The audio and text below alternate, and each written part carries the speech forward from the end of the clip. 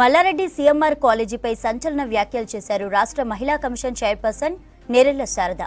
పాలమ్మినా పూలమ్మినా అని చెప్పుకునే మల్లారెడ్డి రహస్య కెమెరాలు పెట్టి బాలికల వీడియోలు అమ్ముకుంటున్నారా అంటూ ఫైర్ అయ్యారు. మాజీ మంత్రిని కదా అని మల్లారెడ్డి మేనేజ్మెంట్ చేసేందుకు ప్రయత్నిస్తే కుదరదన్నారు శారద. ఇప్పటికే అతనికి షోకాజ్ నోటీసులు పంపించినట్లుగా తెలిపారు. మహిళా కమిషన్ ముందు హాజరు కావాల్సిందేనని స్పష్టం చేశారు. హాస్టల్ విద్యార్థులకు అన్యాయం జరిగితే సహించేది లేదన్నారు. సీఎం రేవంత్ రెడ్డితో చర్చించి ప్రైవేట్ కాలేజీలకు ప్రత్యేక నిబంధనలు అందుబాటులోకి తీసుకొస్తామన్నారు. సీఎంఆర్ కాలేజీని వెంటనే సీజ్ చేయాలని ప్రభుత్వాన్ని కోరుతున్నట్లుగా తెలిపారు నేరెళ్ల శారద.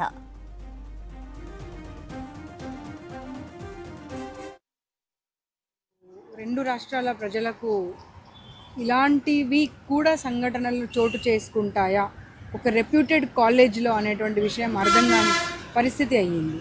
నేనేమంటున్నానంటే ఎంతసేపు మనము ఎవరినో దూషించడం కన్నా ప్రతి ఒక్కరిది ఇది బాధ్యత అనే విధంగా తీసుకోవడమే కాకుండా ఈ కాలేజెస్ ఏవైతే ఉన్నాయో అది గవర్నమెంట్ కాలేజ్ కానివ్వండి, ప్రైవేట్ కాలేజ్ కానివ్వండి, ప్రతి ఒక్కరము పిల్లల చదువు కోసము, ఉజ్వల భవిష్యత్తు కోసము మనం ఆ కాలేజెస్ని ఏర్పాటు చేశామనేది మర్చిపోయి ఇది ఒక బిజినెస్ లాగానే చూస్తున్నారు. అంటే ఈ బిజినెస్లో ఈ పిల్లల పైన ఇంకా ఎంత డబ్బు సంపాదించడానికి అవకాశం ఉంటుంది, ఇంకా ఎంత మిగుల్చుకోవడానికి అవకాశం ఉంటుంది అనేటువంటి ధోరణిలో వెళ్తున్నాం. కాబట్టి చాలా కఠినమైన చర్యలు తీసుకోవాల్సినటువంటి అవసరం ఉన్నది. ఎందుకంటే అన్యం పుణ్యం ఎరగనటువంటి పిల్లలు, కరెక్ట్ ఏజ్ ఇది, వాళ్ళు ఒక మంచి వ్యక్తిగా ఎదగడానికి కానివ్వండి, ఉజ్వల భవిష్యత్తు వైపు వెళ్ళడానికి కానివ్వండి, సరి అయిన సమయం. ఆ సరి అయిన సమయంలో గనక సరి అయినటువంటి వసతులు, సరి అయిన గైడెన్స్ కనుక లేకపోతే పిల్లల గురించి ఏమైపోవాలి అనేటువంటి ఆలోచన ప్రతి ఒక్కరూ చేయాల్సినటువంటి అవసరం ఉన్నది. సీఎంఆర్ కాలేజ్లో జరిగినటువంటి సంఘటన నిన్న జరగడము, దానిపైన ఎంక్వైరీ రిపోర్ట్ సబ్మిట్ చేయమని చెప్పడం జరిగింది. ఎంక్వైరీ రిపోర్ట్ సబ్మిట్ చేయగానే అసలు ఇలాంటి కాలేజెస్ని నా పరిధిలో గనక ఉంటే నేను ఇమీడియట్గా క్లోజ్ చేపిస్తాను.